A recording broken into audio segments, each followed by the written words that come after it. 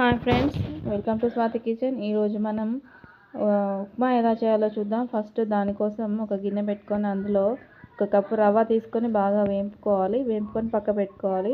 Next అదే బౌల్లో oil పోసి ఆయిల్ బాగా వేడెక్కిన తర్వాత ముందు చూపించినటువంటి పచ్చిమిర్చి మరియు ఉల్లిపాయ ముక్కలు బాగా వేసి బాగా కలుపుకోవాలి.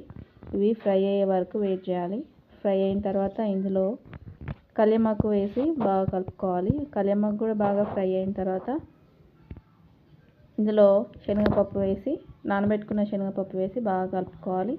శనగపప్పు ఫ్రై అయిన తర్వాత ఇందులో ఒక కప్పు రవ్వకి 3 గ్లాసుల నీళ్లు పోస్తున్నా. ఈ నీళ్లు పోసిన తర్వాత ఒక స్పూను సాల్ట్ వేసుకోవాలి. సాల్ట్ వేసిన తర్వాత నీళ్ళు బాగా మరుగుతాయి. మరిగిన తర్వాత ఇందులో వేపుకున్న రవ్వ వేసుకొని ఒక 5 మినిట్స్ ఉడకనిస్తే మనకి వేడివేడిగా ఉప్మా రెడీ అవుతుంది.